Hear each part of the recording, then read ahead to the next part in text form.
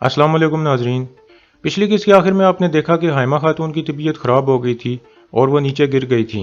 इस किस्त के आगाज़ में सुल्तान अलाउद्दीन अपने कोनिया के महल में मौजूद थे और एक ख़त लिख रहे थे। इतने में एक कमांडर अंदर आकर कहता है, आपने मुझे बुलाया सुल्तान? सुल्तान पूछते हैं, हमारी फ़ौज का क्या हाल है? कमांडर कहता है, हमारी फ़ौज पूरी तरह से तैयार है सुल्तान। सुल्तान कहते हैं, बहुत अच्छे, ये ख़त अलाई में महापरी खातून की तरफ भेज दो। जंग पर जाने से पहले मैं चाहता हूँ कि वो मेरे बेटे गियासुद्दीन के साथ यहाँ कोनिया आ जाए। मैं उनसे मिलना चाहता हूँ। अर्तुल साहब भी जल्द यहाँ पहुँच जाएंगे। मैं उनके साथ कुछ अहम मामलात के बारे में बातचीत करना चाहता हूँ। कमांडर कहता है, जैसे आपका हुक्म सुल्तान। कुछ शायर और आलिम आपसे मिलकर अपना कलाम पेश करना चाहते हैं। मशहूर शायर कौल गली भी आपके हुक्म पर कोनिया पहुँच गए हैं। सुल्तान कहते हैं, बहुत अच्छे, जंग पर जाने से पहले हमें अपनी रूहों को ताज़ा कर लेना चाहिए। कल शायरों की मजलिस होगी। मेरे वजीरों और कमांडरों को कहो कि वो इस मजलिस में शिरकत के लिए तैयार रहें। दूसरी तरफ हाइमा खातून को उठाकर कमरे में ले जाया जाता है। उनकी तबीयत बहुत ख़राब थी और वो सांस नहीं ले पा रही थी। हकीम अर्तु कहता है, इनकी हालत बहुत बुरी है अर्तुल साहब। ये सुनकर सब बहुत परेशान हो जाते हैं। दूसरी तरफ कोनिया में सादुद्दीन एक संदूक में तीर कमान फिट कर रहा था।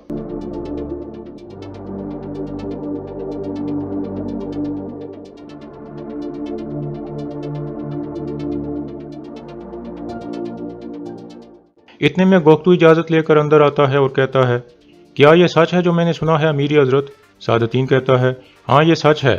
अर्तुल ने खुद ही कारा जैसर किला फतह कर लिया है और इससे बढ़कर ये कि वो मालिक गनीमत का 5वां हिस्सा लेकर यहाँ आ रहा है। गोख्तू कहता है, अगर अर्तुल ने आप पर शक का जिक्र हमारे सुल्तान से कर दिया तो फिर क्या होगा अमीरी हजरत? सादुद्दीन कहता है, अर्तुल को ज़रा बराबर भी शक नहीं है गोख्तू, बल्कि मुझे यकीन है कि वो मेरे बारे में सब कुछ जानता है और अब वो सब कुछ सुल्तान को बताने के लिए यहाँ आ रहा है। गोख्तू पूछता है, तो अब आप क्या करेंगे हुजूर? सादुद्दीन कहता है, सुल्तान का जल्द मरना हमारे लिए बहुत बुरा हो सकता है गोख्तू। अगर सुल्तान अचानक मर गया तो महल में मौजूद मेरे दुश्मन मुझे जिंदा जला देंगे। गोख्तू कहता है, तो फिर आपके पास सिर्फ एक ही हाल है कि आपको सुल्तान की नज़रों में अपना नाम साफ करना होगा। सादुद्दीन कहता है, हमें लाजमी सुल्तान को यकीन दिलाना होगा कि जिन लोगों ने उसे हनली बाजार में जहर दिया था वो अपने अंजाम को पहुंच गए हैं। हमें एक कुर्बानी के बकरे की ज़रूरत है गोख्तू।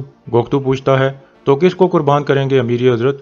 सादुद्दीन कहता है, अमीर निज़ामुद्दीन को। उसने सुल्तान को एक तोहफे का संदूक भेजा है और कहा है कि वो कल की शायरों की मजलिस में शिरकत नहीं करेगा।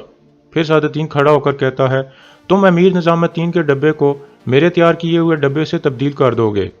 मुशायरे के दौरान सुल्तान अपना तोहफा वसूल करेंगे। गोख्तू पूछता है, आप सुल्तान को क्या तोहफा देने वाले हैं अमीरी हजरत? सादुद्दीन कहता है, मैं उसे ऐसा तोहफा दूंगा कि वो कभी इसे भूल नहीं पाएगा। दूसरी तरफ कारा जैसर किले में तुर्गुत और बामसी हाइमा खातून के लिए बहुत परेशान थे और रो रहे थे। तुर्गुत कहता है, मंगोलों ने बचपन में हमारे माँ बाप को शहीद कर दिया था। अर्तुल साहब हमें अपने घर ले आए थे। फिर सुलेमान शाह और हाइमा वालदा ने हमें माँ बाप बनकर पाला। अर्तुल साहब हमारे लिए भाइयों से भी बढ़कर हैं। बामसी कहता है, हाँ भाई, अगर हमें अर्तुल साहब अपने साथ ना लाते तो हो सकता है कि हम डाकू बन जाते। इसी दौरान हाइमा खातून को एक ख्वाब आता है जिसमें अर्तुल एक बच्चे को उठाए हुए खेमे में दाखिल होता है। हाइमा खातून पूछती हैं, यह बच्चा कौन है अर्तुल? अर्तुल कहता है, यह मेरा बेटा उस्मान है वालदा। फिर हाइमा खातून उस बच्चे को उठा लेती हैं और कहती हैं, इंशाल्लाह ये हमारे नाम को जिंदा रखेगा।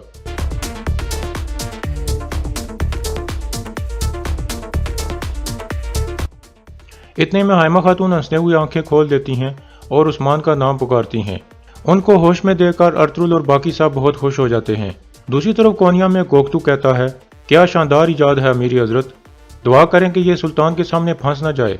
सादुद्दीन कहता है, तो चेक करते हैं कि ये फंसती है या नहीं।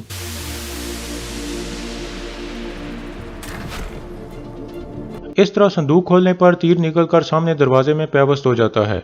फिर सादुद्दीन एक नया तीर उठाता है और उसके साथ जहर लगाने लगता है। गोख्तू पूछता है, यह क्या है अमीरी हजरत? सादुद्दीन कहता है, यह वो जहर है जो पहले भी सुल्तान को दिया जा चुका है जब वो हनली बाजार के महल में मौजूद थे। गोख्तू कहता है, तो सुल्तान का हकीम इस जहर से वाकिफ है, वो समझ जाएगा कि ये वही जहर है जो हनली बाजार में सुल्तान को पहले भी दिया गया था और फिर सारा इल्जाम अमीर निज़ामुद्दीन पर लग जाएगा। सादुद्दीन कहता है, हाँ, अब ये संदूक लेकर जाओ और इसे निज़ामुद्दीन के संदूक से तब्दील कर दो। गोख्तू कहता है, जैसे आपका हुक्म हुजूर। फिर वो संदूक उठाकर बाहर निकल जाता है। दूसरी तरफ हाइमा खातून को होश आ चुका था।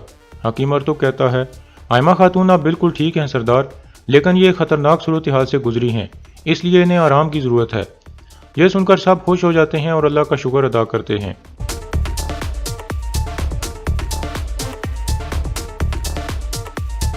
اس کے بعد ماریا اور حکیم ارتک اپنے کمرے میں پہنچ جاتے ہیں۔ ماریا کہتی ہے، میں حائمہ والدہ کے لیے بہت پریشان ہو گئی تھی، میں انہیں اپنی ماں جیسی سمجھتی ہوں، آپ سب نے میرا بہت خیال رکھا اور مجھے بہت زیادہ خوشی دی ہے۔ حکیم ارتک کہتا ہے، تمہارا دل صاف ہے ماریا، تم نے گندز کی مدد کی تھی اور اسے یہاں سے نکلوانے میں مدد کی تھی، یہ ہمارے لیے بہت اہم ہے۔ ماریا کہتی ہے، ہم ہمیشہ اکٹھے اور خوش رہیں گے۔ ارتک کہتا ہے، انشاءاللہ ہم بہت سے خوشیوں والے سال اکٹھے گزاریں گے۔ اس کے بعد صبح کا وقت ہو جاتا ہے۔ حارث ہنلی بازار میں ارطغرل پر حملہ کرنے کی تیاری کر رہا تھا اور اپنے ساتھیوں کو کہتا ہے، تم لوگ تاجروں کے روپ میں جاؤ گے تاکہ کسی کو شک نہ ہو۔ ایک آدمی پوچھتا ہے، اور آپ کیسے جاؤ گے حضور؟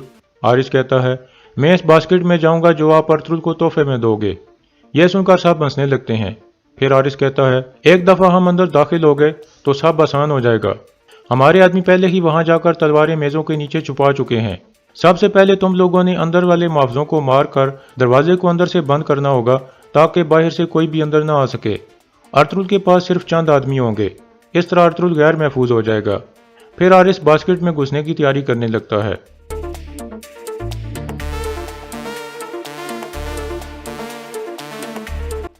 دوسری طرف ارطغرل اپنے سپاہیوں کے ساتھ ہنلی بازار کی طرف روانہ ہو گیا تھا۔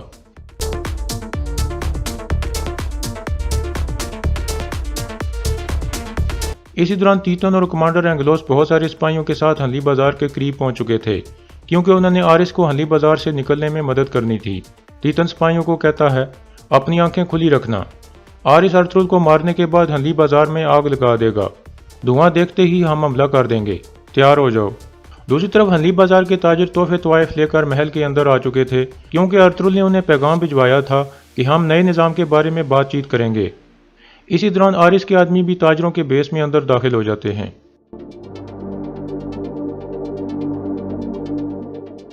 دوسری طرف کوانیا میں سب شاعر آ چکے تھے اور مشاعرہ شروع ہو چکا تھا۔ اتنے میں سلطان اشارہ کرتے ہیں تو ایک شاعر کھڑا ہو کر اپنا کلام پڑھنے لگتا ہے، جسے سن کر سلطان بہت خوش ہو جاتے ہیں اور پھر اسے تحفے کے طور پر سونے کے سکوں کی ایک پوٹلی دیتے ہیں۔ دوسری طرف ارطغرل ہنلی بازار میں پہنچ چکا تھا اور بامسی کو کہتا ہے، تم محل کی حفاظت کو یقینی بناؤ بامسی، ہر کسی کو ہوشیار رہنے کو کہو۔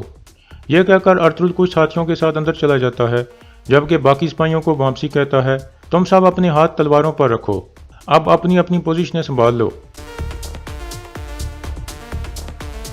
اسی دوران حارث کے آدمیوں نے اپنے ہاتھ میز کے نیچے تلواروں پر رکھے ہوئے تھے۔ اتنے میں عبد الرحمن اندر آ کر کہتا ہے، حاکم اعلیٰ ارطغرل صاحب آ رہے ہیں۔ یہ سن کر سب کھڑے ہو جاتے ہیں اور ارطغرل کو خوش آمدید کہتے ہیں۔ ارطغرل بھی سب کو خوش آمدید کہتا ہے۔ دوسری طرف کوانیا میں سلطان اپنے خاص آدمی سے پوچھتے ہیں، عزیز، امیر نظام الدین نے اس مشاعرے میں شرکت کیوں نہیں کی؟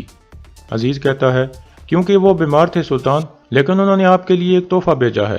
سلطان مسکراتے ہوئے کہتے ہیں، امیر نظام الدین میرا وفادار وزیر ہے، وہ جانتا ہے کہ مجھے کیا تحفہ دینا چاہیے۔ پھر سلطان عزیز کو کہتے ہیں، تحفہ اٹھا کر یہاں لاؤ، دیکھتے ہیں کہ اس میں کیا ہے۔ یہ سن کر عزیز تحفے والا صندوق لانے کے لیے باہر نکل جاتا ہے۔ دوسری طرف ارطغرل صاحب تاجروں سے مخاطب ہو کر کہتا ہے، کاراجیسر قلعہ فتح ہونے کے بعد تجارت میں نیا نظام آ گیا ہے، اب اس بازار کی تجارت پہلے سے بہت زیادہ محفوظ اور منافع بخش ہوگی، ہم ٹیکس مزید کم کر دیں گے جس سے اس بازار کی تجارت پہلے سے دوگنی ترقی کرے گی۔ یہ سن کر تاجر خوش ہو جاتے ہیں اور ارطغرل کا شکریہ ادا کرتے ہیں۔ اتنے میں حارث کا ایک آدمی کہتا ہے، ارطغرل صاحب، ہم چاہتے ہیں کہ آپ یہ پرسین قالین ہماری طرف سے تحفے کے طور پر قبول کریں۔ ارطغرل کہتا ہے، شکریہ۔ پھر کچھ آدمی وہ قالین اٹھانے کے لیے بڑھتے ہیں۔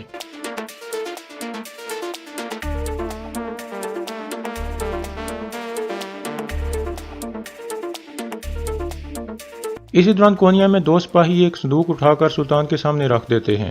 پھر سلطان کہتے ہیں، اسے کھولو ذرا عزیز۔ یہ سن کر عزیز اسے کھولنے کے لیے آگے بڑھتا ہے۔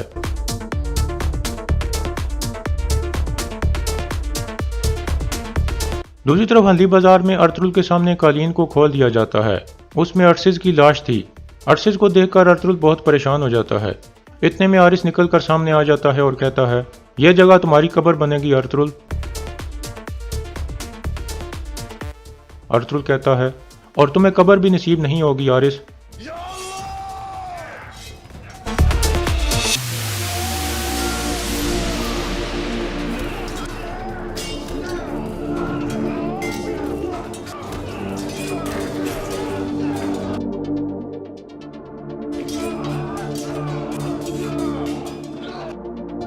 दूसरी तरफ कोनिया में अजीज तोहफे वाला संदूक खोल रहा था।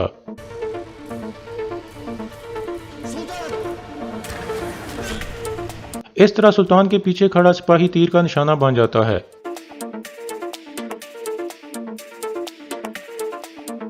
सब लोग हैरान परेशान हो जाते हैं। सुल्तान कहते हैं, यह क्या है, इसका क्या मतलब है। इसी दौरान उस सिपाही के मुंह से जाग निकलने लगती है। यह देखकर एक वजीर कहता है, सुल्तान ये तीर जहर आलूद था। इतने में वो सिपाही फौत हो जाता है। सुल्तान सख्त गुस्से में कहते हैं, अजीज क्या ये संदूक निजामुद्दीन ने मुझे नहीं भेजा था। अजीज कहता है, यकीनन सुल्तान, मैं खुद इसे लेकर आया हूँ। यह सुनकर एक वजीर कहता है, अमीर निजामुद्दीन ये कैसे कर सकता है। सुल्तान कहते हैं, निजामुद्दीन मेरा एक वफादार वजीर है, मैं बिल्कुल उससे इस तरह की तवक्को नहीं कर सकता। दूसरी तरफ बामसी अंदर से आवाज़ें सुनकर चौंक जाता है और तेज़ी से मरकजी हाल की तरफ बढ़ता है, लेकिन दरवाज़ा अंदर से बंद था। फिर वो सब मिलकर उसे तोड़ने लगते हैं। अंदर लड़ाई जारी थी।